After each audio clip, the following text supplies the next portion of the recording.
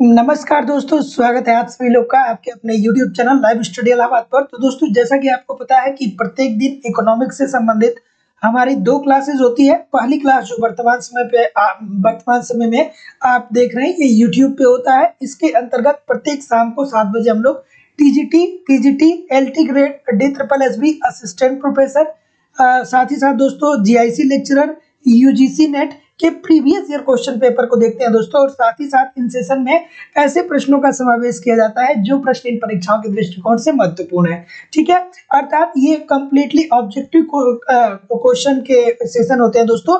और जो हमारा दूसरा क्लास होता है वो लाइव स्टडी इलाहाबाद के मोबाइल एप्लीकेशन पे होता है। और यहाँ पे दोस्तों इकोनॉमिक्स के सभी कॉन्सेप्ट को हम लोग पूरी डिटेल में पढ़ते हैं। मतलब ये डिटेल क्या होता है, कॉन्सेप्ट की क्लास दोस्तों लाइव स्टडी इलाहाबाद के मोबाइल एप्लीकेशन पे होती है। सिलेक्शन पाने के लिए दोस्तों दोनों जरूरी है, कॉन्सेप्ट भी पढ़ना उतना ही जरूरी है जितना ऑब्जेक्टिव देखना, और जितना ऑब्जेक्टिव क्वेश्चन करना जरूरी है उतना ही कॉन्सेप्ट करना। ठीक है, एक से काम नहीं चलने वाला है। ठीक है, तो दोस्तों आपकी इसी रिक्वायरमेंट को ध्यान में रखते हुए दोनों सेशन आप लोग के लिए लाया जा रहा है।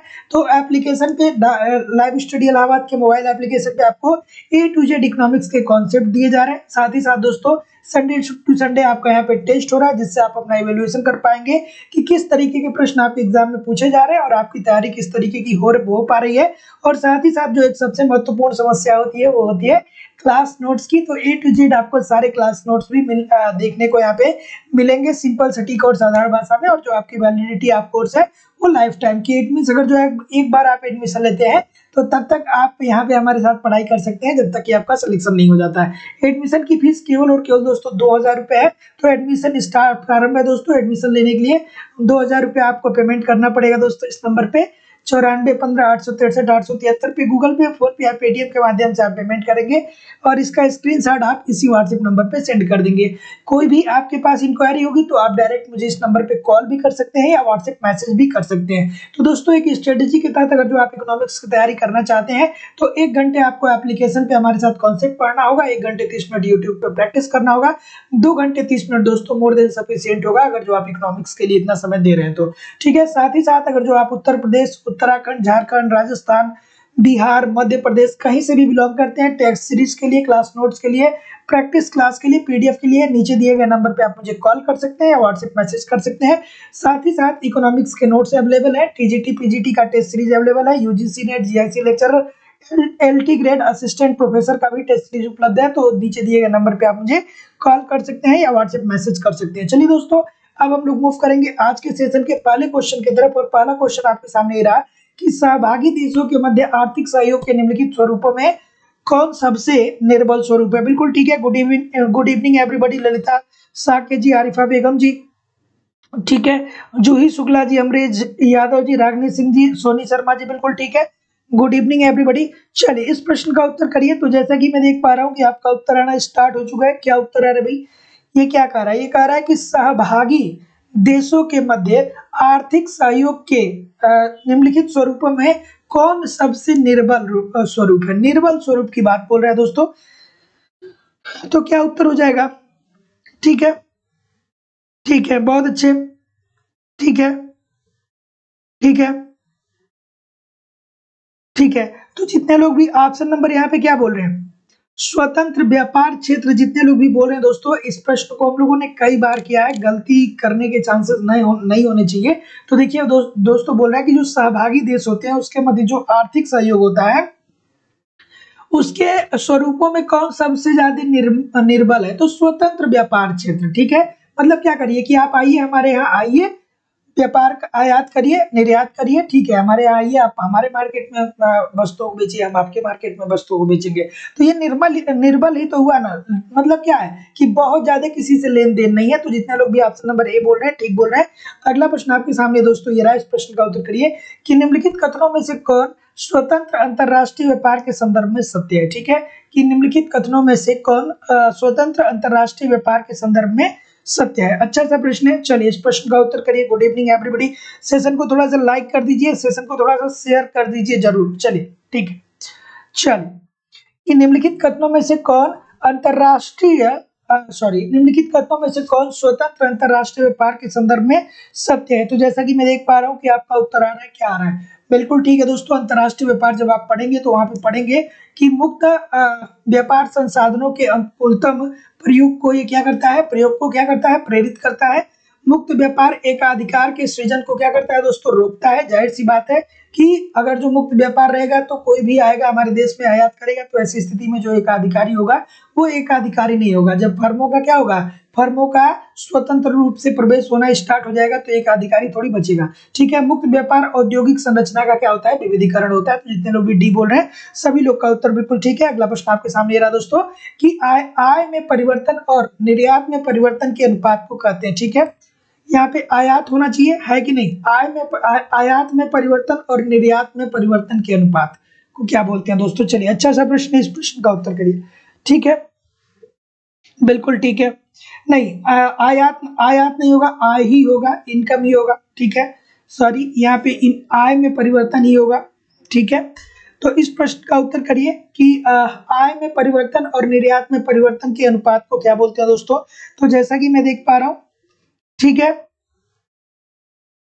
ठीक है, बिल्कुल ठीक है, कोई दिक्कत नहीं है। तो दोस्तों क्या होता है, यहाँ पे जितने लोग भी क्या बोल रहे हैं, ऑप्शन नंबर, बहुत सारी गलतियां आ रही हैं यार, इतने सारे गलत क्यों आप लोग कर रहे हैं? छोटी सी बात है तो इतनी गलतियां क्यों हो रही हैं, मुझे समझ में नहीं आ रहा है। मैक्सिमम लोग गलत कर रहे हैं। ठीक है, बहुत सारी गलतियां हो रही हैं। अरे भाई, विदेशी व्यापार गुणक आप पढ़े हैं कि नहीं पढ़े? पढ़े हैं ना? तो उसमें क्या देखे हैं, उसमें वही तो आप पढ़े हैं ना कि जब हम निर्यात करते हैं, जब ज्यादा वस्तुओं का हम निर्यात करते हैं, तो जब निर्यात करते हैं तो उससे हमको क्या होता है, विदेशी मुद्रा की प्राप्ति होती है। और जब हम लाभ कमाते हैं तो हमको जब हम क्या करते हैं, निर्यात करते हैं तो हमको लाभ मिलता है। और जब लाभ हमको मिलता है तो उससे हमारी राष्ट्रीय आय में वृद्धि होती है। यही तो बात होती है ना। तो विदेशी व्यापार गुणक हो जाएगा ना, ऑप्शन नंबर ए हो जाएगा दोस्तों। जितने लोग भी बोल रहे हैं सभी लोग का उत्तर ठीक है कि आय में परिवर्तन और निर्यात में परिवर्तन के अनुपात को कहते हैं विदेशी व्यापार गुणक। अगला प्रश्न आप लोग के सामने ये रहा कि ये बताइए कि व्यापार का जो अवसर लागत सिद्धांत है ये किसके पक्ष में है या किसके काट में है? अच्छा सा प्रश्न है। व्यापार का अवसर लागत सिद्धांत किसने दिया था? हैबरलर साहब ने दिया था। तुलनात्मक लागत सिद्धांत किसने दिया था? रिकार्डो साहब ने दिया था। याद होना चाहिए। ठीक है, चलिए इस प्रश्न का उत्तर करिए।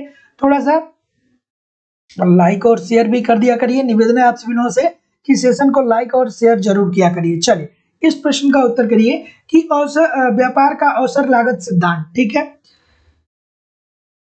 ठीक, बिल्कुल ठीक है। इस प्रश्न का उत्तर करिए। तो क्या उत्तर आ रहा है भाई? ऑप्शन नंबर बी होगा। बिल्कुल ठीक है, बी होगा ना भाई, बी तो होगा ना। जो रिकार्डो साहब ने जो तुलनात्मक लागत सिद्धांत दिया था, उन्हीं तुलनात्मक लागत सिद्धांत की कमियों को निकालते हुए उन्होंने कहा था कि व्यापार जो रिकार्डो साहब ने क्या कहा था कि एक कहा था कि तुलना के आधार पर क्या होता है, व्यापार होता है। लेकिन जब हैबरलर साहब आए तो उन्होंने अवसर लागत की बात की। उन्होंने कहा था कि एक व्यक्ति व्यापार इसलिए करता है कि कुछ वस्तुओं में उसे क्या होता है, अवसर की बात होती है। तो जितने लोग भी काट की बात कर रहे हैं अर्थात बी की बात बोल रहे हैं, सभी लोग का उत्तर बिल्कुल ठीक है कि व्यापार के तुलनात्मक लागत सिद्धांत में सिद्धांत के काट के रूप में। ऑप्शन नंबर बी बिल्कुल ठीक हो जाएगा। बच्चों वाला प्रश्न है।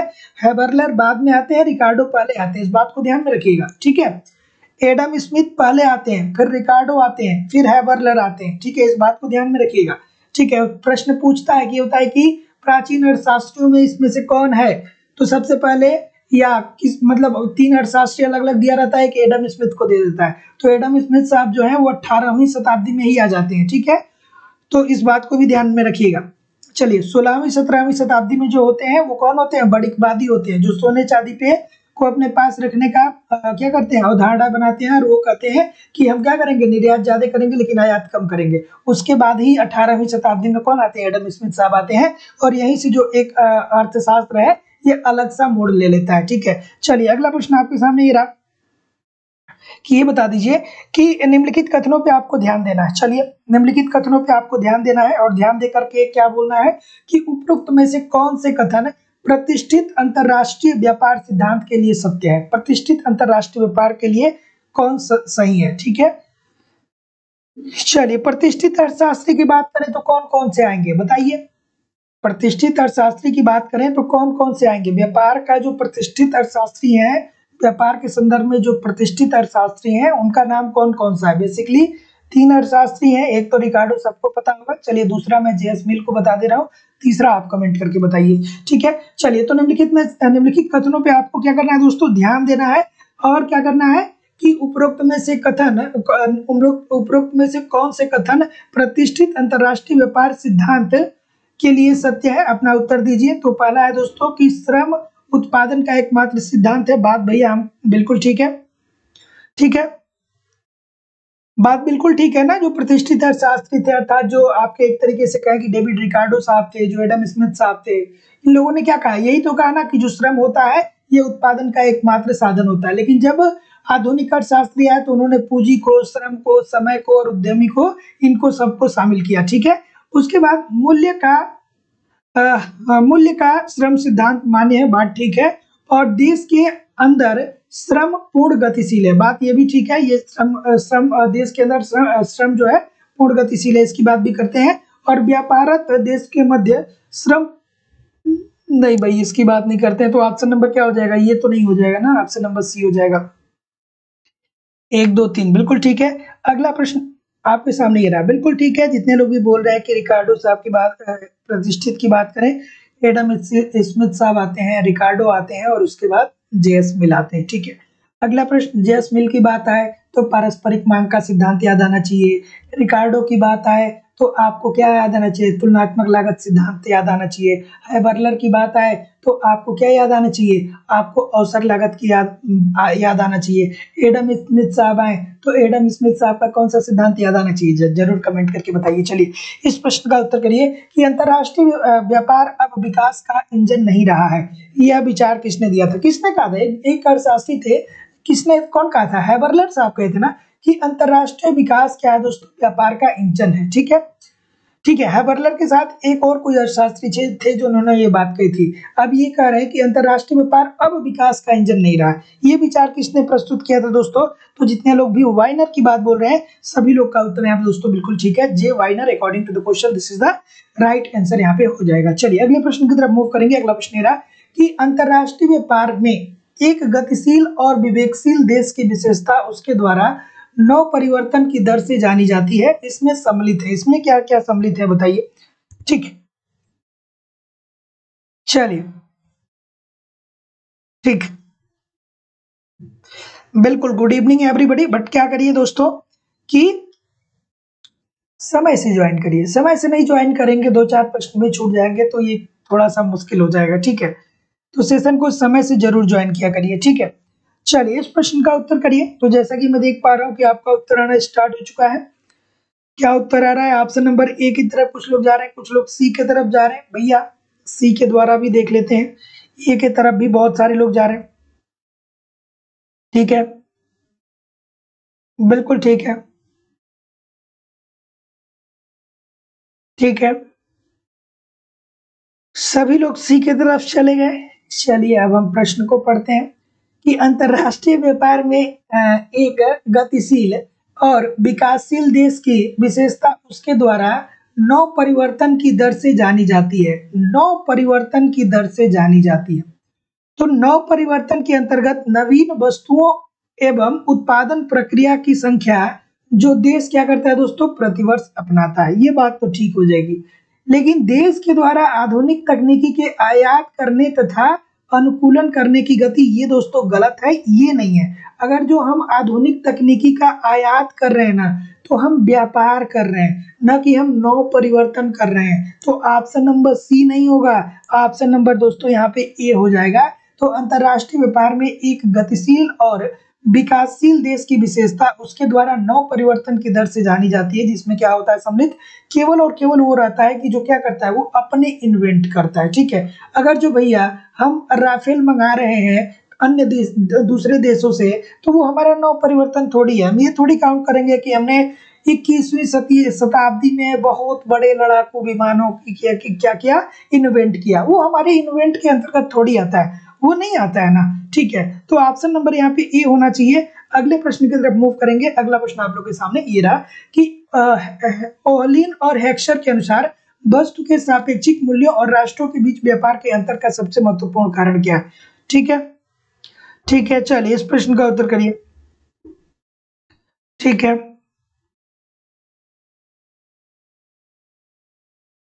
ठीक है, इस प्रश्न का उत्तर करिए कि ये बताइए कि ओहलीन और हेक्सर के अनुसार वस्तु के सापेक्षिक मूल्यों और राष्ट्रों के बीच व्यापार के अंतर का सबसे महत्वपूर्ण कारण क्या है। तो दोस्तों देखिए, ये तो हेक्सर ओहलीन आप पढ़े होंगे तो आप सभी लोग को पता होगा, ये साधन संपदा। इसके अंतर्गत हेक्सर ओहलीन क्या करते हैं कि अगर जो देश ए है और देश जो बी है, तो देश जो ए है वो निर्यात करेगा देश बी को किन वस्तुओं का, ऐसी वस्तुओं का निर्यात करेगा जिसके जो वस्तुएं उसके ए देश में क्या होंगी, प्रचुर मात्रा में होंगी, और जिसको उत्पादित करने पे उसकी लागत भी क्या होगी, कम आएगी। मतलब हमारे पास साधन भी ज्यादा हो और उसके उत्पादन में हमको कम खर्च हो, तभी जाके हम इन वस्तुओं का क्या करेंगे, निर्यात करेंगे, मतलब दूसरे देशों के में जा करके इसको बेचेंगे। ऐसा तो नहीं है कि कुल उपभोग का 20% ही पेट्रोलियम हमारे पास है, तो हम चाह के भी तो पेट्रोलियम का निर्यात नहीं कर सकते हैं ना। हम तो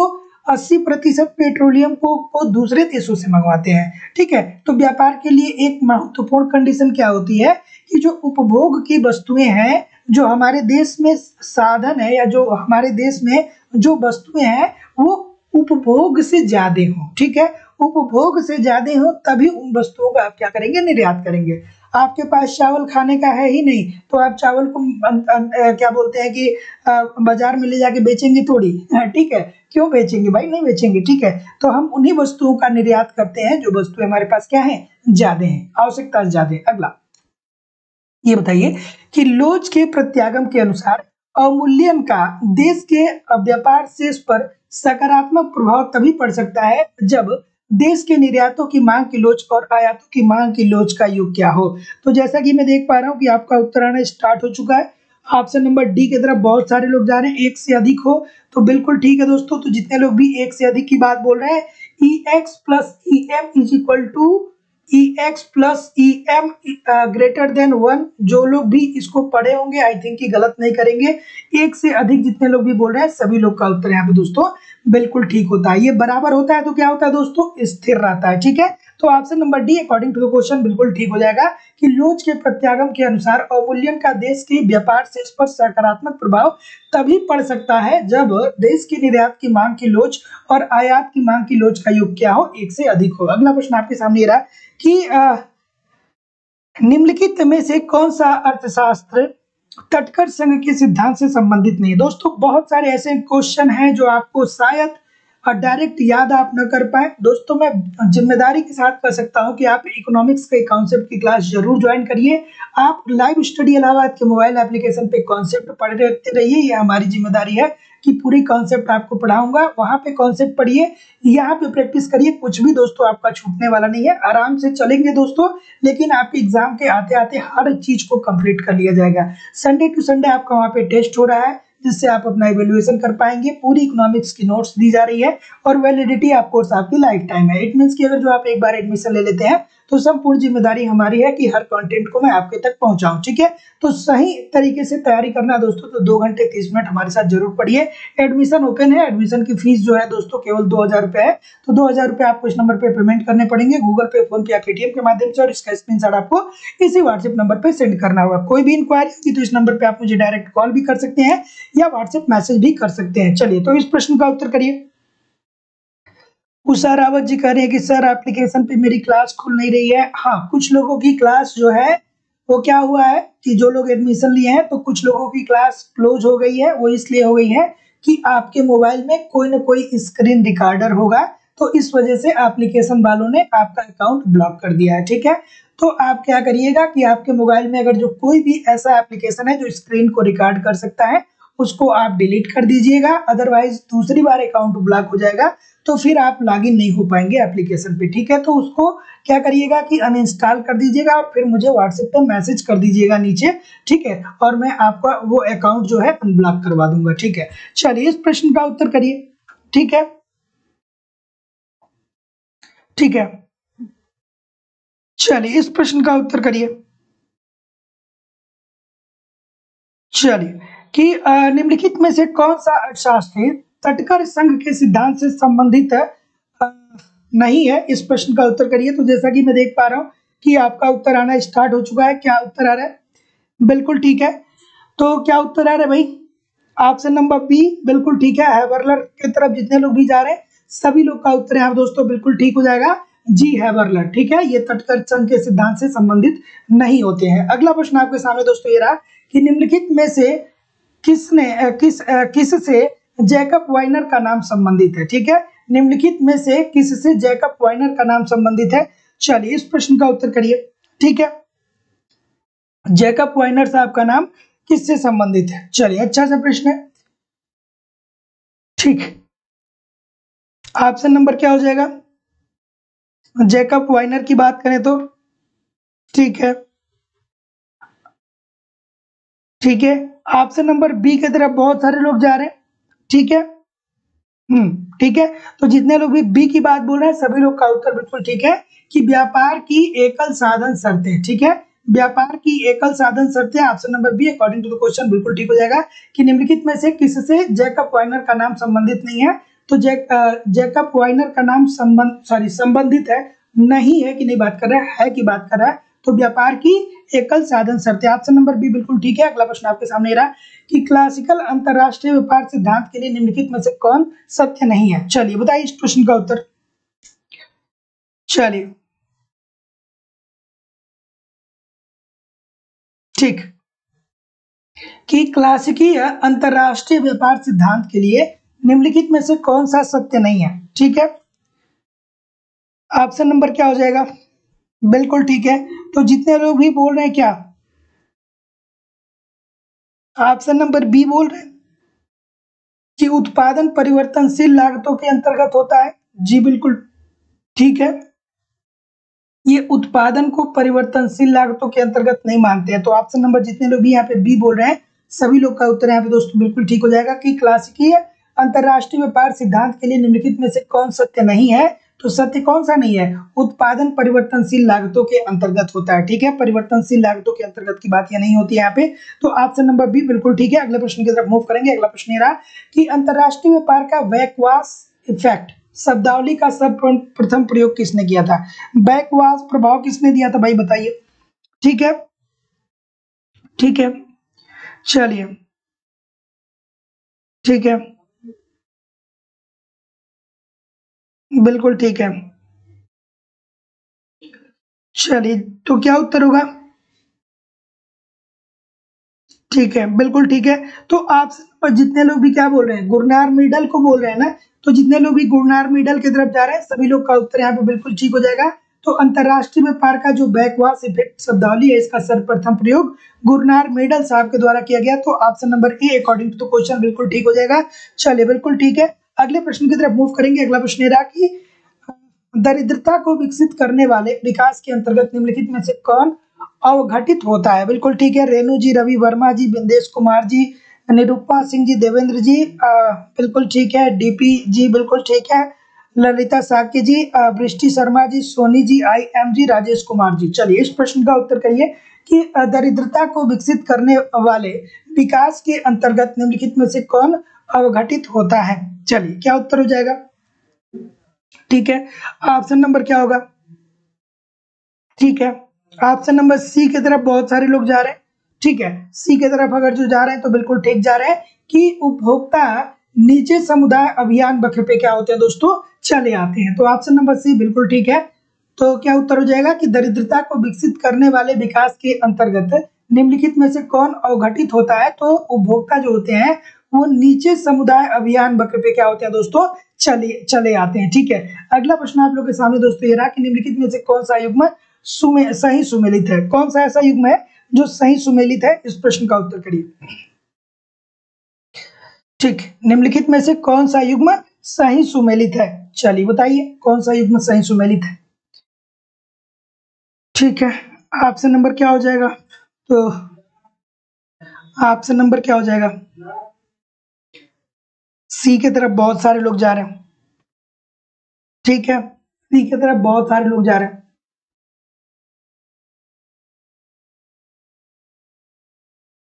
ठीक है, तो जितने लोग भी ऑप्शन नंबर सी बोल रहे हैं सभी लोग का उत्तर यहाँ पे दोस्तों बिल्कुल ठीक हो गलत हो जाएगा। जितने लोग भी सी बोल रहे हैं सभी लोग का उत्तर बिल्कुल गलत है। ऑप्शन नंबर जितने लोग भी बी बोल रहे हैं सभी लोग का उत्तर यहाँ पे बिल्कुल ठीक है। सही सुमेलित युग्म की बात हो रही है। तो निर्यात में जो परिवर्तन होता है, निर्यात में परिवर्तन होने से विदेशी व्यापार राष्ट्र की आय में क्या होता है दोस्तों, गुणक परिवर्तन होता है। तो ये गुणे की ही बात होती है ना दोस्तों। कल के सेशन में आया था, उसमें भाग दे दिया था और वो नहीं वहां पे लिखा था, तो ये गुणा होता है। तो जितने लोग भी ऑप्शन नंबर बी बोल रहे हैं, ठीक बोल रहे हैं कि निर्यातों में परिवर्तन होने से विदेशी व्यापार राष्ट्र की आय में हुआ गुणक परिवर्तन। तो ऑप्शन नंबर बी बिल्कुल ठीक है। अगला प्रश्न आपके सामने रहा कि दो देशों के मध्य व्यापार होता है, क्यों होता है भैया। अब देखिए यहाँ पे आपको ऐसा लग रहा होगा ना कि मतलब क्या है कि ये तो ऑप्शन नंबर सब ठीक ही लग रहा है, लेकिन यहाँ पे आपको थोड़ा सा कॉमन सेंस लगाना पड़ेगा। ठीक है, पूछ रहा है कि ये बताइए कि दो देशों के मध्य व्यापार क्यों होता है। ठीक है, क्यों होता है भैया, दो देशों के मध्य व्यापार क्यों होता है। ठीक है, ठीक है, बहुत अच्छे, ठीक है, कोई दिक्कत नहीं है। तो क्या उत्तर होगा, ऑप्शन नंबर सी। ठीक है भैया, तो देखिए जितने लोग भी बोल रहे हैं कि लागतों में तुलनात्मक अंतर की बात, सभी लोग का उत्तर बिल्कुल ठीक है। रिकार्डो साहब यही तो कहते हैं ना, रिकार्डो साहब क्या कहते हैं, यही तो कहते हैं ना कि दो देश आपस में व्यापार इसलिए करते हैं कि दोनों देशों के लागतों में क्या होता है, तुलनात्मक अंतर देखने को मिलता है। तो जितने लोग भी ऑप्शन नंबर सी बोल रहे हैं, ठीक बोल रहे हैं। अगला प्रश्न दोस्तों आप लोग के सामने रहा कि निम्नलिखित में से किसे जैकब वाइनर का नाम से संबंधित है। जैकब वाइनर के नाम से संबंधित कौन सा है, चलिए बताइए इस प्रश्न का उत्तर। जैकब वाइनर,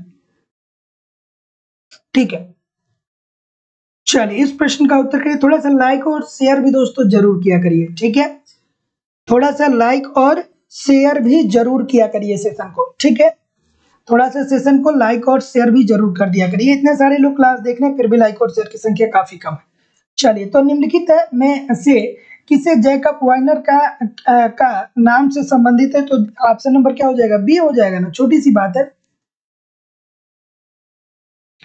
व्यापार की एकल साधन शर्तें, option number B according to the question this is the right answer हो जाएगा। ठीक है, ठीक है, अभी कुछ देर पहले आया था, बिल्कुल ठीक है। तो ऑप्शन नंबर बी, अभी कुछ देर पहले शायद ये प्रश्न आ गया, फिर से रिपीट हो गया, बट कोई दिक्कत नहीं। निम्नलिखित में से कौन अर्थशास्त्री तटकर संघ के विचार से नहीं जुड़ा हुआ है, तो ये भी प्रश्न शायद रिपीट ही हो गया ना। तटकर संघ के विचार से कौन नहीं जुड़ा है, हेबरलर साहब नहीं जुड़े हुए हैं। ठीक है, तो ऑप्शन नंबर बी हो जाएगा। अगला प्रश्न आपके सामने रहा कि बाजार के सभी भागों में विनिमय दर को किसके द्वारा एक समान रखा जाता है। मोस्ट इंपॉर्टेंट प्रश्न है, बहुत मजा आ रहा है, बहुत मजेदार प्रश्न है कि ये होता है कि बाजार के अगर जो सभी भागों में विनिमय का जो दर है किसके द्वारा एक समान रखा जाता है। चलिए, अच्छा सा प्रश्न है।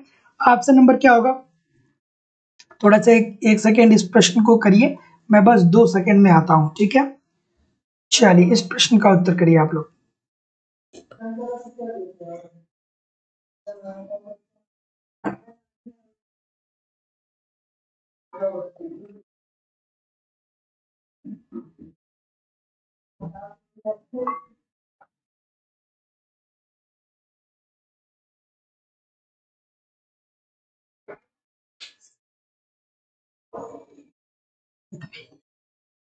चलिए, ठीक है कि बाजार के सभी भागों में विनिमय दर को किसके द्वारा एक समान रखा जाता है, तो क्या उत्तर होगा भाई।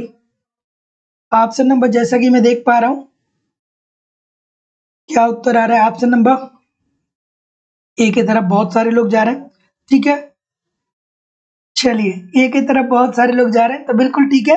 तो जितने लोग भी एक ही बात बोल रहे हैं कि विनिमय विवाचन, सभी लोग का उत्तर ठीक है यहाँ पे कि बाजार के सभी भागों में विनिमय दर को किसके द्वारा एक समान रखा जाता है। तो इसे दोस्तों अगर जो बाजार के सभी भागों में जो विनिमय का दर है एक समान रखा जाए तो इसे क्या बोलते हैं, विनिमय विवाचन बोला जाता है। तो ऑप्शन नंबर ए बिल्कुल ठीक हो जाएगा।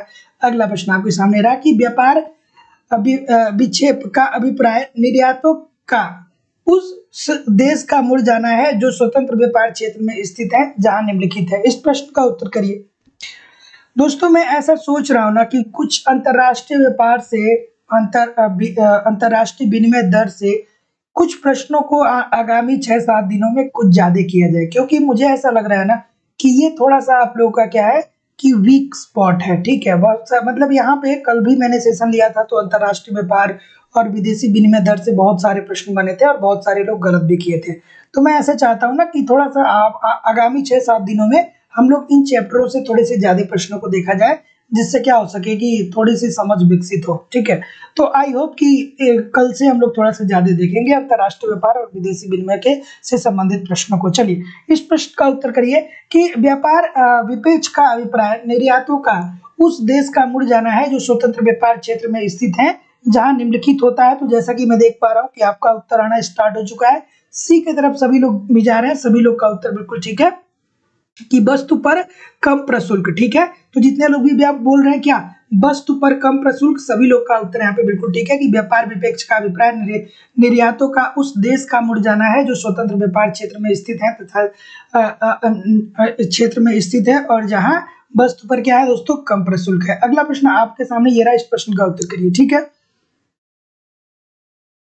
ठीक है, अच्छा देखिए कितने सारे लोग कह रहे हैं कि सर ये वाला चैप्टर नहीं समझ में आता है।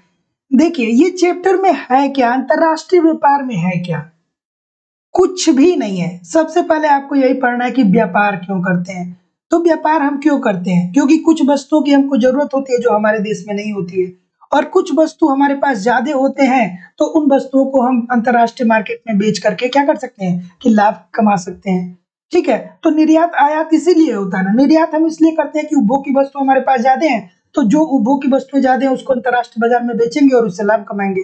और आयात इसलिए करते हैं ताकि जो हमारी मूलभूत आवश्यकता है उसको पूरा हो सके, जैसे पेट्रोलियम हो गया। अब इसी के संदर्भ में आते हैं एडम स्मिथ साहब, अपना सिद्धांत देते हैं। रिकार्डो साहब आते हैं तो वो अपना सिद्धांत देते हैं, वो कहते हैं कि दो देशों के मध्य क्या होता है, तुलनात्मक लागत के अंतर के कारण व्यापार होता है। हेबरलर साहब आते हैं तो उन्होंने अवसर लागत की बात की। जेएस मिल आते हैं तो पारस्परिक मांग की बात कर रहे हैं। ठीक है, उसके बाद आता है कि अंतरराष्ट्रीय व्यापार को क्या करते हैं कि आप दूसरे देश से निर्यात बहुत ज्यादा न कर पाए तो मतलब इससे क्या बहुत ज्यादा निर्यात करेंगे तो इससे भुगतान असंतुलन की स्थिति क्रिएट हो जाएगी। ठीक है, तो इसको कैसे कंट्रोल किया जाए, बहुत ज्यादा निर्यात भी नहीं होना चाहिए, इसलिए नहीं होना चाहिए कि हमको क्या करना पड़ेगा, बहुत ज्यादा विदेशी मुद्रा की हानि होगी। तो ऐसी स्थिति में संरक्षण की प्रवृत्ति आती है, प्रशुल्क आते हैं, टैरिफ आते, कोटा, बस खत्म तो हो गया अंतरराष्ट्रीय व्यापार। और क्या है इसमें, और कुछ है क्या, यही तो है, इतना ही तो है, और क्या है, थोड़ा बहुत और कुछ, मतलब इसी से संबंधित डायरेक्टली इनडायरेक्टली सारी चीजें हैं, खत्म, बस कुछ नहीं है।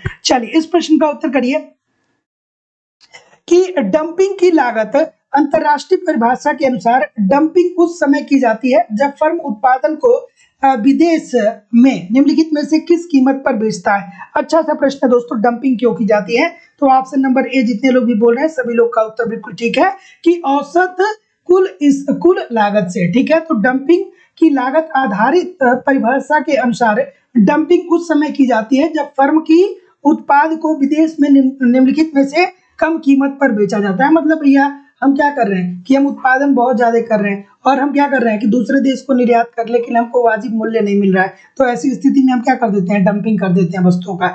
अगला प्रश्न आप लोग के सामने दोस्तों ये रहा कि अभिकथन दिया गया है और तर्क दिया गया है। ठीक है, अभिकथन और तर्क बताइए,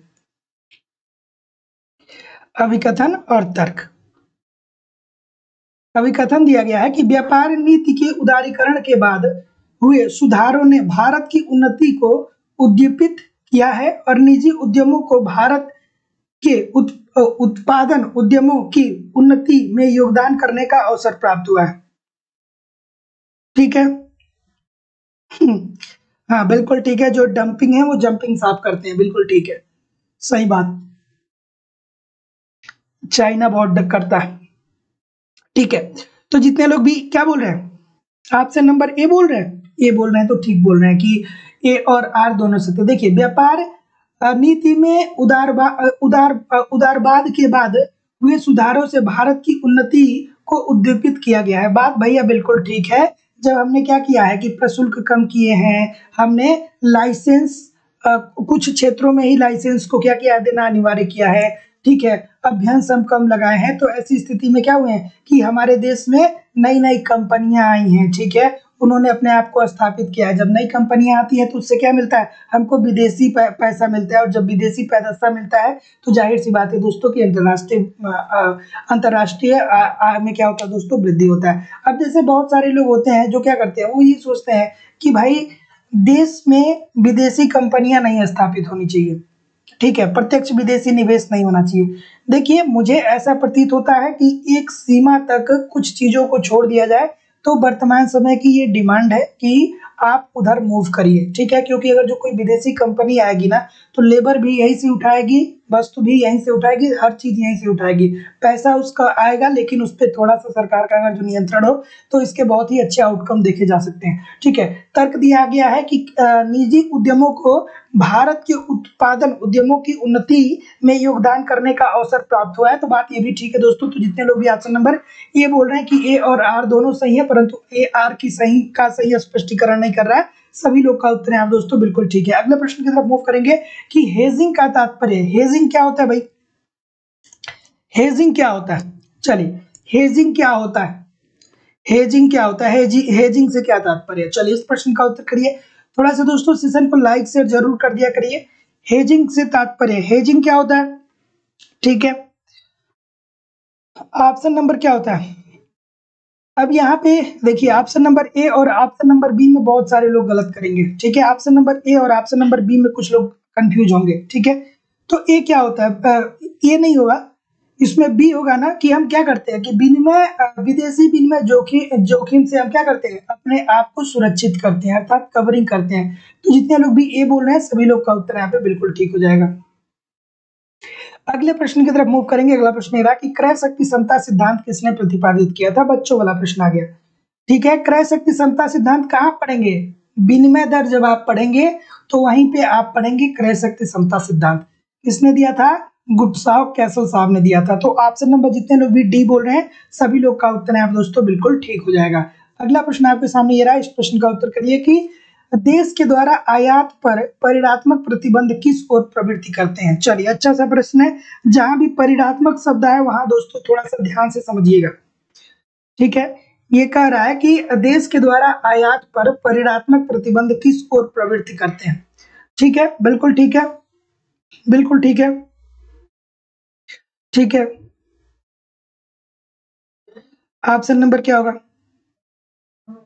जो परिणात्मक प्रतिबंध होगा तो मतलब हम क्या करेंगे कि एक क्वांटिटी, एक जो मात्रा है उसको निर्धारित करेंगे कि भैया हम आपसे 100 करोड़ रुपए 100 करोड़ रुपए की ही वस्तुओं का आयात करेंगे, इससे ज्यादा आयात नहीं करेंगे।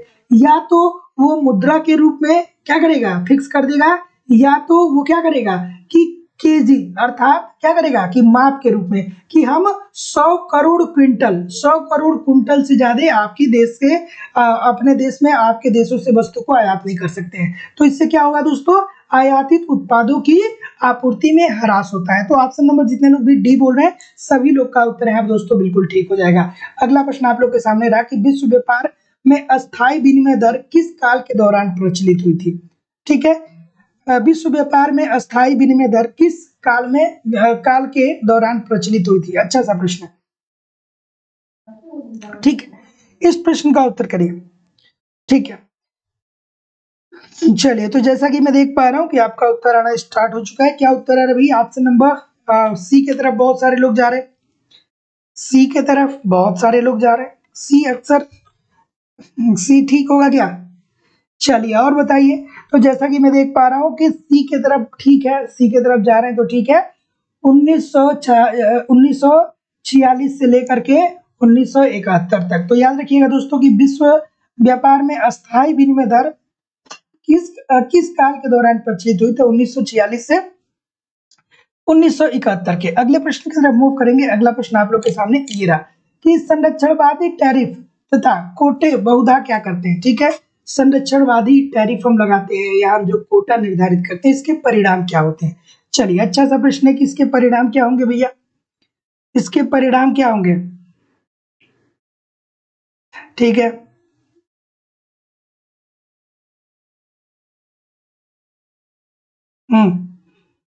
क्या उत्तर होगा, चलिए तो जैसा कि मैं देख पा रहा हूं कि आपका उत्तर आना स्टार्ट हो चुका है। ठीक है। क्या उत्तर होगा, ऑप्शन नंबर क्या होगा, गलती, बहुत सारे लोग गलत, सब गलत, सब गलत, एक लाइन से गलत। ठीक है।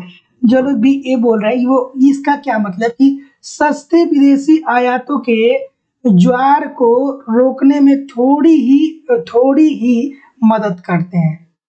नहीं भैया, जब संरक्षण या टैरिफ लगा देंगे हम क्या कर देंगे, एक निश्चित मात्रा निर्धारित कर देंगे या हम बहुत ज्यादा प्रशुल्क लगा देंगे, तो ये थोड़ा नहीं बहुत ज्यादा करेगा, तो ये तो गलत हो गया ना, ये नहीं होगा।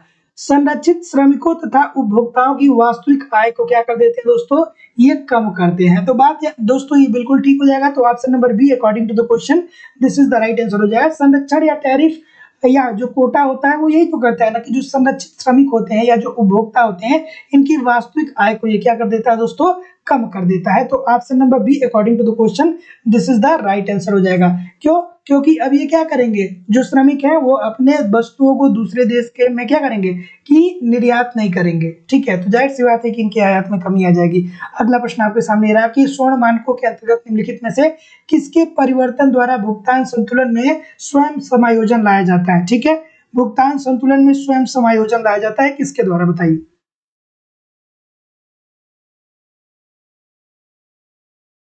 चलिए इस प्रश्न का उत्तर करिए।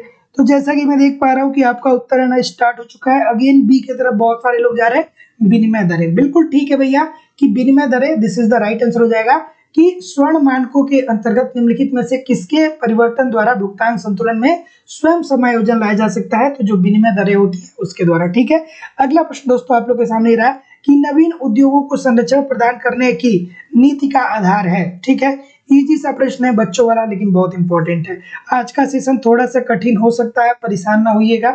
कोई जरूरी नहीं है कि सारे प्रश्न आपको आए ही। अगर जो आप 70% से 80% प्रश्नों को भी ठीक कर रहे हैं तो ठीक है, लेकिन आज का सेशन थोड़ा सा टफ है, इस बात को समझने का प्रयास करिएगा।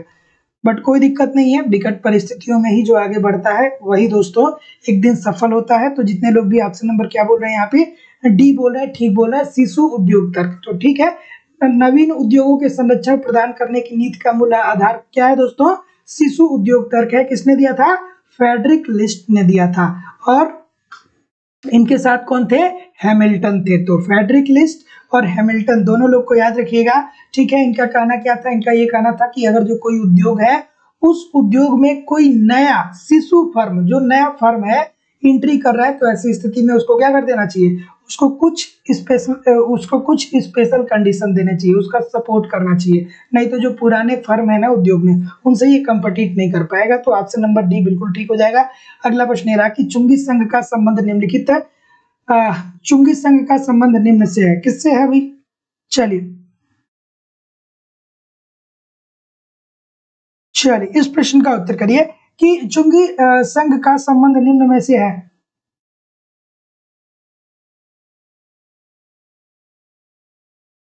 चलिए कि चुंगी संघ का संबंध निम्नलिखित में से किससे है। तो जैसा कि मैं देख पा रहा हूं कि आपका उत्तर आना स्टार्ट हो चुका है। क्या उत्तर आ रहा है भाई, देखिए जितना भी आप लोगों को सेशन में दिया जा रहा है ना, इससे ज्यादा कहीं कुछ पूछता नहीं है, ठीक है। मैं हर लेवल के क्वेश्चन को आपको दे रहा हूं, ठीक है। इतना करेंगे तो बहुत सफिशियंट होगा, ठीक है। बशर्ते पूरा पढ़ें, तो पूरा अच्छे से चीजों को अपने पास रखें। तो ऐसा नहीं होना चाहिए कि एक तरफ से पढ़ते जाए और दूसरे तरफ से भूलते जाए, ठीक है। ऐसी बात नहीं होनी चाहिए, ठीक है। तो अगला प्रश्न क्या है, तो ऑप्शन नंबर जितने लोग भी क्या बोल रहे हैं, डी बोल रहे हैं। सभी लोग का उत्तर बिल्कुल ठीक है कि चुंगी संघ का संबंध द्वितीय श्रेणी के सिद्धांत से है, व्यापार सृजन प्रभाव से भी है और आर्थिक एकीकरण से भी है। तो ऑप्शन नंबर डी जितने लोग भी कर रहे हैं उपरोक्त सभी लोग का उत्तर बिल्कुल ठीक है।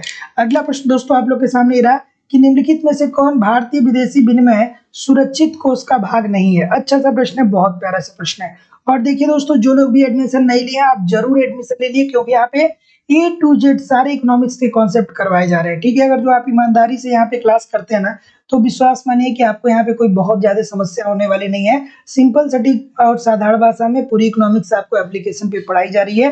वहाँ पे आप कॉन्सेप्ट पढ़िए, संडे टू संडे आपका टेस्ट हो रहा है, वहाँ पे आप अपना टेस्ट देके इवेल्युएशन करिए कि किस तरीके के प्रश्न वहाँ पे आपके पूछे जा रहे हैं और किस तरीके की आपकी तैयारी चल रही है। साथ ही साथ में पूरी इकोनॉमिक्स की नोट्स दी जा रही है, जिससे आप बार बार पढ़ सकते हैं और अपना रिवीजन कर सकते हैं। और वैलिडिटी ऑफ कोर्स आपकी लाइफ टाइम, इट मींस कि अगर जो आप एक बार एडमिशन ले लेते हैं तो संपूर्ण जिम्मेदारी हमारी है कि हर कंटेंट को मैं आपके तक पहुंचाऊं, ठीक है। तो दोस्तों लाइव स्टडी इलाहाबाद के मोबाइल एप्लीकेशन पे जो इकोनॉमिक्स के कॉन्सेप्ट की क्लास है, एडमिशन लेने के लिए 2000 रुपये फीस आपको इस नंबर पे पेमेंट करना पड़ेगा। गूगल पे, फोन पे या पेटीएम के माध्यम से आपको पेमेंट करना होगा और इसका स्क्रीनशॉट दोस्तों आपको सेम नंबर अर्थात इसी व्हाट्सएप नंबर पे सेंड करना होगा। कोई भी इंक्वायरी होगी तो डायरेक्ट इस नंबर पे आप मुझे कॉल भी कर सकते हैं या व्हाट्सएप मैसेज भी कर सकते हैं। तो जैसा कि मैं देख पा रहा हूँ कि आपका उत्तर डी आ रहा है। ठीक है, ठीक है, तो जितने लोग भी डी बोल रहे हैं सभी लोग का उत्तर है आप दोस्तों बिल्कुल ठीक हो जाएगा कि विदेशी मुद्रा एवं प्रतिभूतियां जो बैंकों एवं निगमों के द्वारा क्या होती है दोस्तों, अधिगृहित होती हैं। ठीक है, तो option number D according to the question बिल्कुल ठीक हो जाएगा। तो निम्नलिखित में से कौन भारतीय विदेशी विनिमय सुरक्षित कोष का भाग नहीं है? तो कौन सा भाग नहीं है? विदेशी मुद्रा एवं प्रतिभूतियां जो बैंकों एवं निगमों के द्वारा क्या है, अधिगृहित है। ठीक है, अगला प्रश्न आपके सामने रहा कि मुक्त व्यापार क्षेत्र उसे कहते हैं। मुक्त व्यापार क्षेत्र का मतलब क्या है? चलिए बताइए इस प्रश्न का उत्तर। ठीक है जी, बिल्कुल न्यू बैच ही चल रहा है ये। ठीक है, ये पुराना बैच नहीं है। और इकोनॉमिक्स में अगर जो इंडियन इकोनॉमी को छोड़ दीजिए तो और कोई पार्ट ऐसा नहीं है जो आपको चेंज होने वाला है। और जो चीजें पूछी जाती है उसको करंट में सब कवर करा दिया जाएगा। ठीक है, तो परेशान होने की बात नहीं है। ठीक है, ये नया बैच ही है। ठीक है, अभी तो 2 महीने हुए, दो ढाई महीने हुए स्टार्ट हुए, तो वहां पे सारी वीडियो आपकी अवेलेबल होगी। एक दिन में एक क्लास देखिए या एक दिन में 2 क्लास देखिए, 1 महीने के अंदर अंदर सारी आपकी क्लासेस वहां पे खत्म हो जाएंगी। ठीक है, तो बिल्कुल परेशान होने की जरूरत नहीं है, ये बैच नया ही है। चलिए इस प्रश्न का उत्तर करिए कि मुक्त व्यापार क्षेत्र उसे कहते हैं। मुक्त व्यापार क्षेत्र से ऐसे क्या है भाई? तो जैसा कि मैं देख पा रहा हूँ कि आपका उत्तर आना स्टार्ट हो चुका है। एक की तरफ बहुत सारे लोग जा रहे हैं, बिल्कुल ठीक जा रहे हैं कि जहां बिना नियंत्रण के क्या हो दोस्तों, व्यापार हो। मतलब आइए आप हमारे देश में निर्यात करिए, हम आपके देश में आयात करेंगे, कोई प्रशुल्क नहीं लगेगा, कोई कोटा नहीं लगेगा, कोई हस्तक्षेप नहीं होगा। ठीक है, कौन समर्थक इसके सबसे पहले हुए? एडम स्मिथ साहब हुए। कब? 18वीं शताब्दी में। अगला प्रश्न आपके सामने ये रहा कि ये बताइए कि अंतरराष्ट्रीय विदेशी विनिमय लेन देन में पेशबंदी का उद्देश्य क्या है? पेशबंदी मतलब क्या होता है? अच्छा सा प्रश्न है, बिल्कुल ठीक है। चलिए पेशबंदी मतलब क्या होता है भैया? आवाज क्लियर आ रही है आप लोग को आज? ठीक है, इस प्रश्न का उत्तर करिए कि पेशबंदी क्या होता है भाई। चलिए ऑप्शन नंबर बी होगा क्या?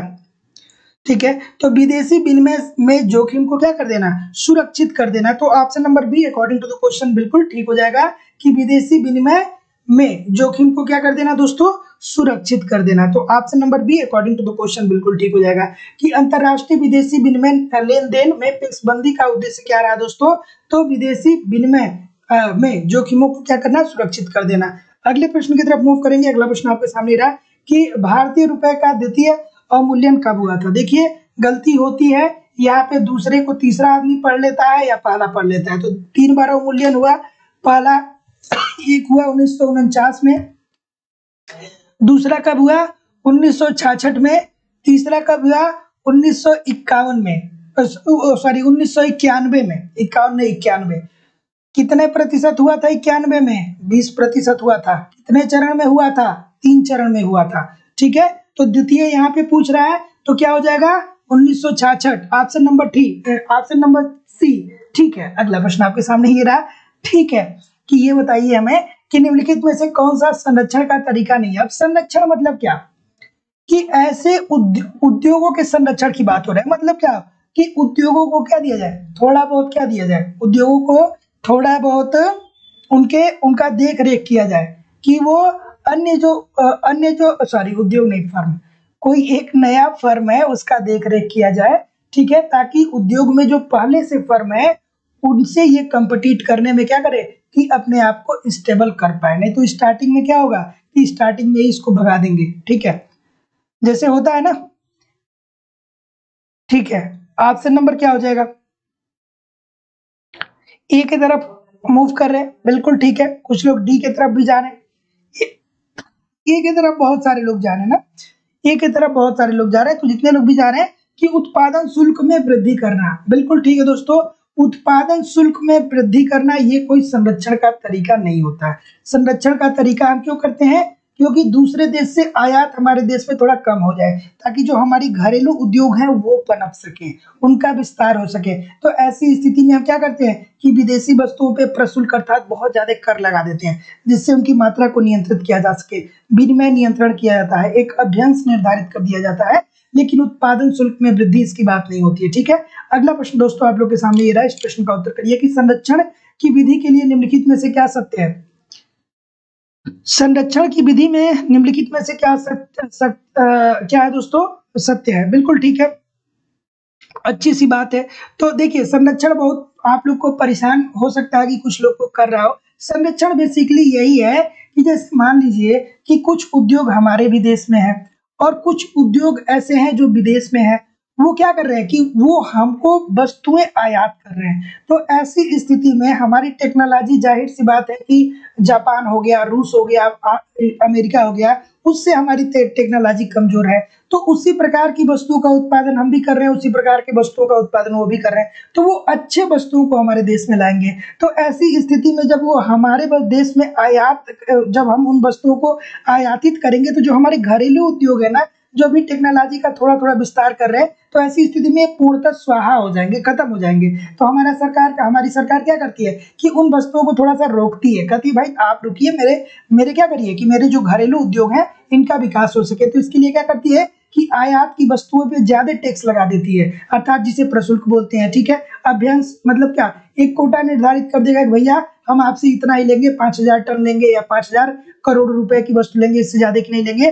और विनिमय पे क्या होता है, नियंत्रण भी स्थापित किया जाता है। तो ऑप्शन नंबर डी, उपरोक्त सभी जितने लोग भी कर रहे हैं बिल्कुल ठीक है। अगला प्रश्न आपके सामने ये रहा कि अभ्यंश व प्रशुल्क के संदर्भ में निम्न कथनों पे आपको क्या करना है, विचार करना है।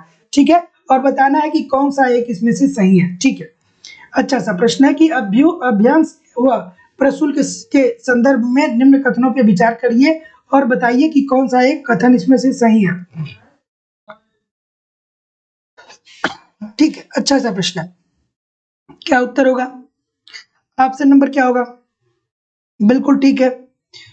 तो देखिए एक घरेलू कीमत को एक घरे या सॉरी क्या बोल रहा है कि अभ्यंश व प्रशुल्क के संदर्भ में निम्न कथनों पर विचार करिए।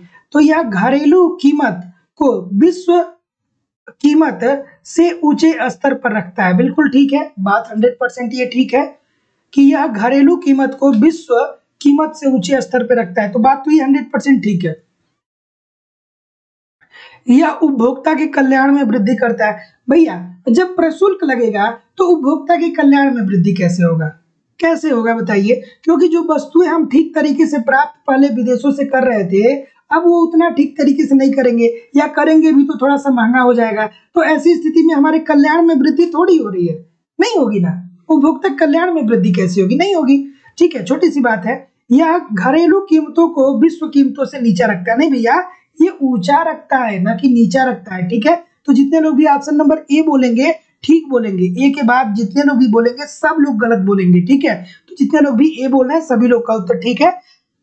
केवल और केवल दोस्तों ए हो जाएगा राइट आंसर। ठीक है, अगला प्रश्न आपके सामने रहा कि क्रय शक्ति क्षमता सिद्धांत की आलोचनाओं में से एक महत्वपूर्ण आलोचना यह है।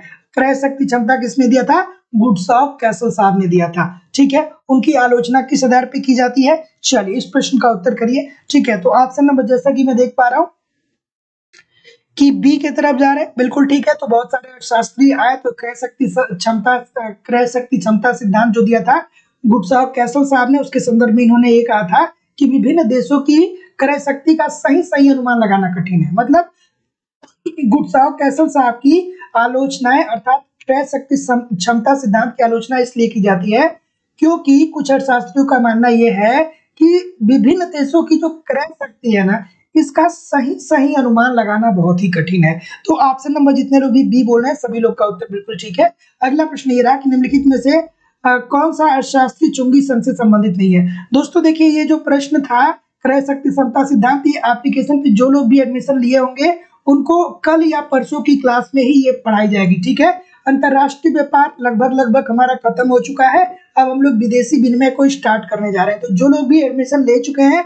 आप ईमानदारी से पूरे सेशन को देखा करिए, कम से कम 1 घंटे वहां पे जरूर दिया करिए। ठीक है, और साथ ही साथ दोस्तों अभी तक जितने लोग भी एडमिशन नहीं लिए हैं लाइव स्टडी इलाहाबाद के मोबाइल एप्लीकेशन पे आप एडमिशन जरूर ले लीजिए। वहां पे आपको इकोनॉमिक्स के हर कॉन्सेप्ट को पढ़ाया जा रहा है। संडे टू संडे आपका टेस्ट हो रहा है, पूरी इकोनॉमिक्स की नोट्स दी जा रही है। वैलिडिटी ऑफ कोर्स आपका लाइफ टाइम है, मींस कि अगर जो आप एक बार एडमिशन ले देते हैं तो संपूर्ण जिम्मेदारी हमारी है कि हर कंटेंट को मैं आपको क्या करूं, आपके तक पहुंचाऊं, तो एडमिशन की जो फीस है वो केवल और केवल दोस्तों 2000 रुपए है। एडमिशन लेने के लिए 2000 रुपए आपको पेमेंट करना पड़ेगा इस नंबर पे, गूगल पे, फोन पे या पेटीएम के माध्यम से, और इसका स्क्रीनशॉट आपको इसी व्हाट्सएप नंबर पे सेंड करना होगा। कोई भी इंक्वायरी होगा तो इस नंबर पे आप मुझे कॉल भी कर सकते हैं और व्हाट्सएप मैसेज भी कर सकते हैं। चलिए, कौन सा अर्थशास्त्री चुंगी संघ से संबंधित नहीं है? तो जैसा कि मैं देख पा रहा हूँ कि आपका उत्तर आना स्टार्ट हो चुका है।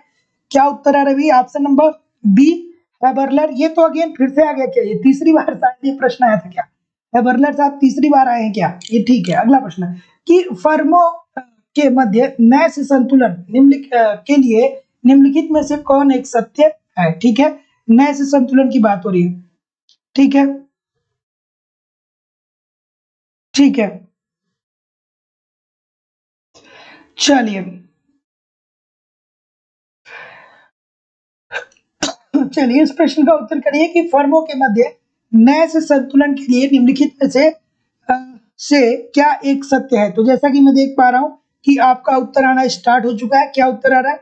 ऑप्शन नंबर बी की तरफ बहुत सारे लोग जा रहे हैं कि इसमें फर्में एक दूसरे से सहयोग नहीं करती है। बिल्कुल ठीक है। तो नैश संतुलन के बारे में क्या सत्य है दोस्तों? कि इसमें जो फर्में हैं एक दूसरे से सहयोग नहीं करती है। Option number B according to the question बिल्कुल ठीक हो जाएगा। अगला प्रश्न आप लोग के सामने दोस्तों ये रहा, इस प्रश्न का उत्तर करिए। ठीक है, कि अनुकूलतम प्रशुल्क वह अनुकूलतम प्रशुल्क दर वह है जो क्या करे भाई? अनुकूलतम प्रशुल्क क्या होता है? चलिए इस प्रश्न का उत्तर करिए। ठीक है, ऑप्शन नंबर क्या होगा? अनुकूलतम प्रशुल्क वह दर है जो क्या करता है? याद आ रहे होंगे कौन? डाल्टन साहब। ठीक है, लेकिन इस प्रश्न में नहीं याद आने चाहिए, इसी प्रकार का प्रश्न है वो। ठीक है, वो प्रति व्यक्ति आय की ज्यादा की बात करते हैं। ठीक है, ये प्रशुल्क की बात हो रही है, क्योंकि जो लोग थोड़ा सा क्या करते हैं कि माइंड में बना लेते हैं ना, तो थोड़ा सा याद आ जाता है। हाँ ठीक है, उसी प्रकार का प्रश्न ये भी है, लेकिन ये प्रशुल्क के संदर्भ में है। तो अनुकूलतम प्रशुल्क दर वह है जो प्रशुल्क से होने वाले लाभ को क्या करे?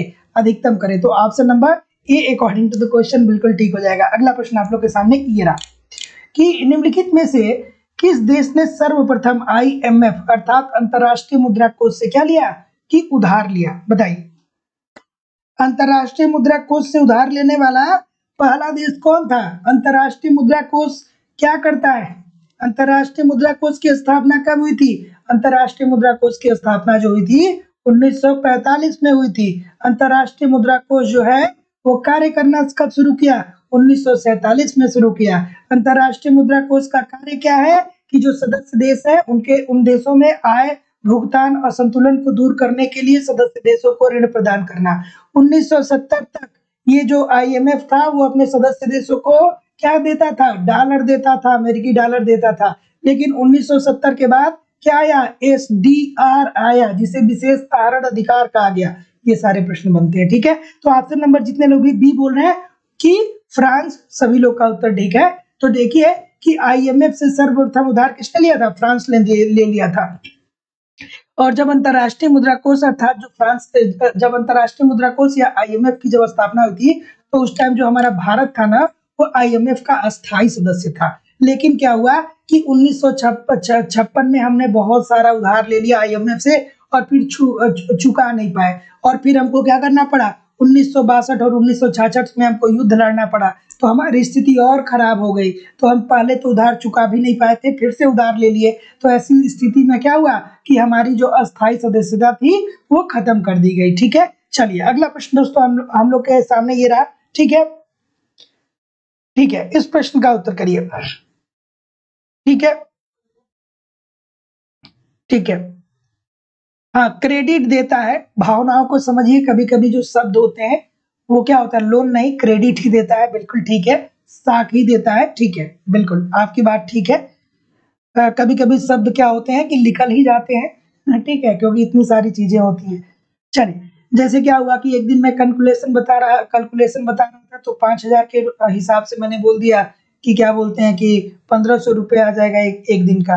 मुझे 150 बोलना था, लेकिन क्या होता है ना कि कभी कभी माइंड सेट कई सारी चीजों पे चलता रहता है। ठीक है, तो शब्द कुछ और निकल जाते हैं, भावना कुछ और होती है। ठीक है, तो एक एक आध शब्द अगर जो कभी कभी उधर उधर फिसल जाए ना, तो भावनाओं को समझ लीजिएगा। ठीक है, चलिए अगला प्रश्न आपके सामने ये रहा। उम्मीद करता हूँ कि ऐसा नहीं होता है अमूमन, लेकिन ठीक है, हो जाता है तो फिर कोई दिक्कत नहीं है। चलिए इस प्रश्न का उत्तर करिए कि बौद्धिक और ऑनलाइन क्लास में ये समस्या भी है। एक बार आपने बोला, कहीं अगर जो गड़बड़ निकल गया तो उसमें क्या करेगा, कोई एडिट करके उसको क्या करने लगेगा, वायरल करने लगेगा कि ये देखिए इनको तो बेसिक सी बात नहीं पता है। ठीक है, चलिए इस प्रश्न का उत्तर करिए कि बौद्धिक संपत्ति अधिकार व्यवस्था का प्रबंध करता है। ठीक है, चलिए तो जितने लोग भी क्या बोल रहे हैं, ऑप्शन नंबर बी बोल रहे हैं ना। ठीक है, WTO जितने लोग भी बोल रहे हैं, सभी लोग का उत्तर है यहाँ पे दोस्तों बिल्कुल ठीक है कि बौद्धिक संपत्ति अधिकार व्यवस्था का प्रबंधन कौन करता है, WTO करता है। अगला प्रश्न आप लोग के सामने दोस्तों ये रहा कि विशेष आहरण अधिकार SDR IMF की मुद्रा है या किसके रूप में होती है। चलिए अच्छा सा प्रश्न है। ठीक है, इस प्रश्न का उत्तर करिए। ठीक है, चलिए ठीक है, ठीक है, चलिए ठीक है कि विशेष आहरण अधिकार IMF की मुद्रा या किसके रूप में होती है। तो जैसा कि मैं देख पा रहा हूँ कि आपका उत्तर आ रहा है, क्या उत्तर आ रहा है, गलती नहीं करना भाई, कागजी मुद्रा होता है क्या, कागजी मुद्रा कैसे होता है, पेपर गोल्ड बोला जाता है उसको, या इसे बही खाता प्रविष्टि कहा जा सकता है। ठीक है, तो ऑप्शन नंबर क्या होगा, डी होगा ना। तो जितने लोग भी क्या बोल रहे हैं, डी बोल रहे हैं, बिल्कुल ठीक बोल रहे हैं कि विशेष आहरण अधिकार अर्थात जो IMF है, इसकी मुद्रा किसके रूप में होती है, तो बही खाता प्रविष्टि के रूप में। ऑप्शन नंबर डी बिल्कुल ठीक हो जाएगा। चलिए ठीक है कि व्यापार और विकास पर संयुक्त राष्ट्र सम्मेलन अंकटाड स्थित है कहाँ पे। ठीक है, इस प्रश्न का उत्तर करिए कि व्यापार और विकास पर संयुक्त राष्ट्र सम्मेलन स्थित है, कहाँ पे स्थित है। ठीक है, तो जैसा कि मैं देख पा रहा हूँ कि आपका उत्तर आपका उत्तर क्या आ रहा है, जेनेवा आ रहा है, बिल्कुल ठीक है। तो जितने लोग भी जेनेवा की तरफ जा रहे हैं, सभी लोग का उत्तर यहाँ पे बिल्कुल ठीक हो जाएगा। ऑप्शन नंबर ए बिल्कुल ठीक है। अच्छा, वर्तमान समय में शायद ऐसा है क्या कि जो गेहूं कटैया होता है उसका सीजन चल रहा है ना। हाँ ठीक है, शायद उसी का सीजन चल रहा है। ठीक है,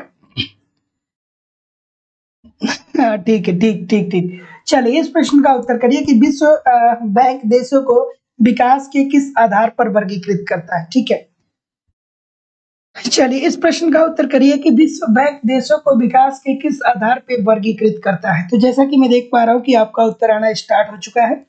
क्या उत्तर होगा, सी होगा।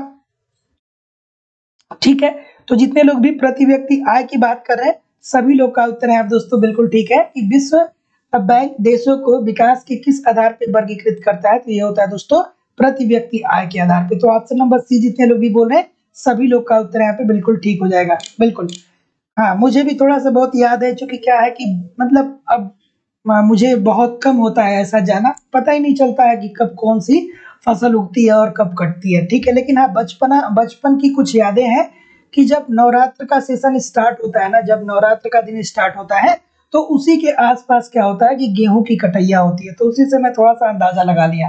ठीक है, हालांकि मैं भी ग्रामीण इलाके से ही आता हूँ, लेकिन गांव में जाना बहुत महीने हो जाते हैं। ठीक है, 4-4 महीने, 6-6 महीने, तो समझ में नहीं आता है कि गेहूं कब बोया गया, काटा कब गया। ठीक है, धान की रोपैया कब हुई, काटा कब गया, ऐसा पता नहीं चल पाता है।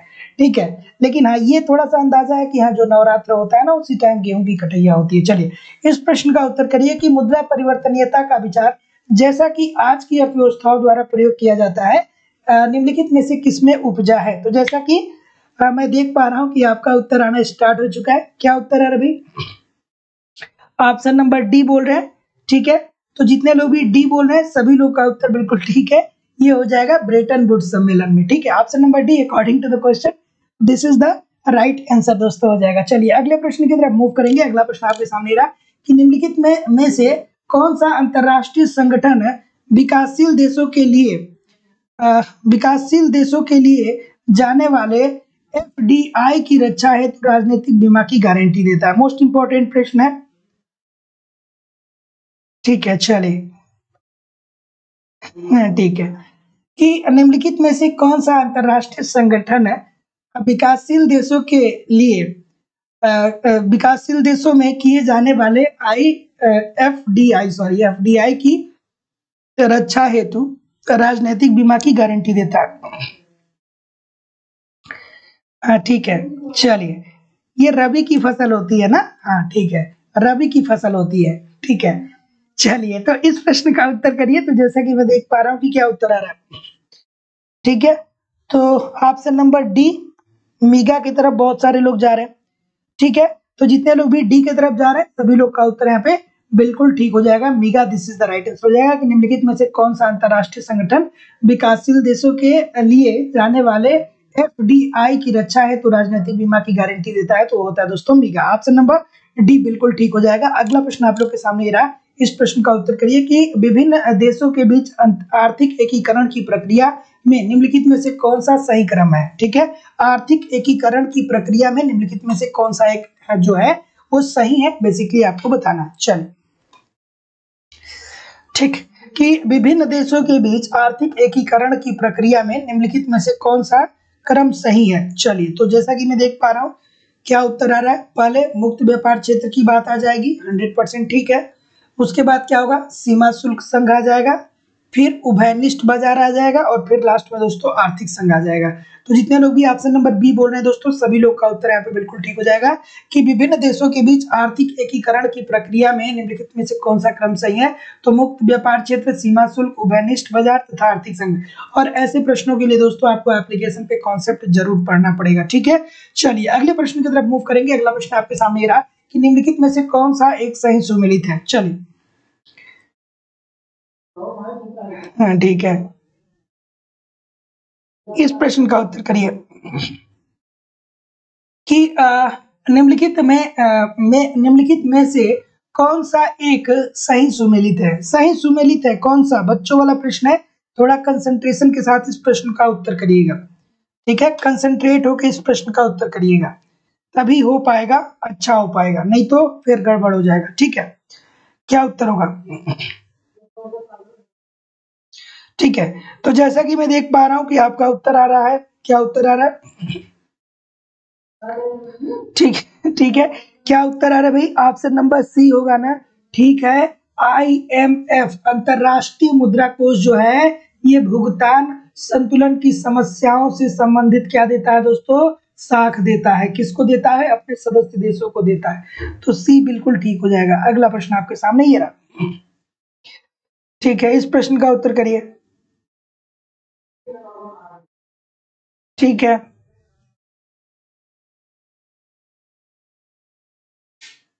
चलिए इस प्रश्न का उत्तर करिए कि अंतरराष्ट्रीय विकास एसोसिएशन प्रसारित होती है किसके द्वारा। अंतरराष्ट्रीय विकास एसोसिएशन प्रसारित होती है। चलिए, अच्छा प्रश्न है।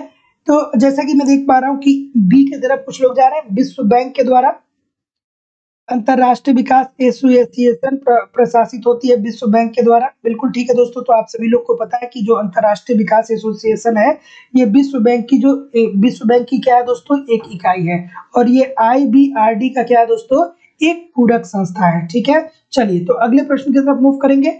ठीक है, तो ऑप्शन नंबर बी जितने लोग भी कर रहे हैं बिल्कुल ठीक है। अगला प्रश्न आपके सामने ये रहा कि ग्लोबल कॉम्पिटिटिव रिपोर्ट निम्नलिखित में से किस संगठन द्वारा जारी की जाती है। और फिर मैं आज बोल रहा हूं दोस्तों कि आज का सेशन ऐसा हो सकता है कि कुछ प्रश्न आपको न आए, तो परेशान होने की जरूरत नहीं है। ठीक है, थोड़े से ठीक ठाक क्वेश्चन थे स्टार्टिंग दौर में, ये तो अब इजी आ रहे हैं, लेकिन स्टार्टिंग दौर में और जो बीच का सेशन था वो थोड़ा सा ठीक ठाक था। तो एक बार वीडियो को थोड़ा रिवाइज कर लीजिएगा। ठीक है, वीडियो को एक बार रिवाइज कर लीजिएगा। इस प्रश्न का उत्तर करिए। तो जैसा कि मैं देख पा रहा हूं क्या उत्तर आ रहा है, ऑप्शन नंबर सी, अगेन सी या डी। सी या डी बिल्कुल ठीक है। तो जितने लोग भी डी की बात कर रहे हैं विश्व आर्थिक फोरम के द्वारा, सभी लोग का उत्तर ठीक है। तो दोस्तों याद रखिएगा कि ग्लोबल कॉम्पिटिटिवनेस रिपोर्ट निम्नलिखित में से किस संगठन द्वारा जारी किया जाता है, तो विश्व आर्थिक फोरम के द्वारा जारी किया जाता है। अगला प्रश्न आप लोग के सामने दोस्तों ये रहा कि अब अंतरराष्ट्रीय व्यापार का संरक्षक निम्न में से कौन है। अंतरराष्ट्रीय व्यापार का संरक्षक कौन है? बच्चों वाली बात आ गई ना, WTO। रुकने की जरूरत तो है नहीं यहाँ पे कि रुकने की जरूरत है। चलिए बताइए, मैं आपके उत्तर को देख रहा हूँ। चलिए ऑप्शन नंबर क्या हो जाएगा? WTO हो जाएगा। ठीक है, तो जितने लोग भी क्या बोल रहे हैं, WTO की बात बोल रहे हैं, सभी लोग का उत्तर है दोस्तों बिल्कुल ठीक है। ये कब प्रकाश में आया था? 1995 में आया था। ठीक है, तो ऑप्शन नंबर डी बिल्कुल ठीक हो जाएगा कि अब अंतरराष्ट्रीय व्यापार का संरक्षक निम्न में से कौन है? तो हो जाएगा दोस्तों WTO। चलिए अगले प्रश्न की तरफ मूव करेंगे। अगला प्रश्न ये रहा कि निम्नलिखित में से किसे कृत्रिम मुद्रा कहा जाता है? कृत्रिम मुद्रा किसे कहा जाता है? मोस्ट इंपोर्टेंट प्रश्न है। चलिए अच्छा सा प्रश्न है, अक्सर एग्जाम में देखने को मिलता है। ठीक है, कृत्रिम मुद्रा कहा जाता है, किसे कहा जाता है भाई? ऑप्शन नंबर क्या होगा?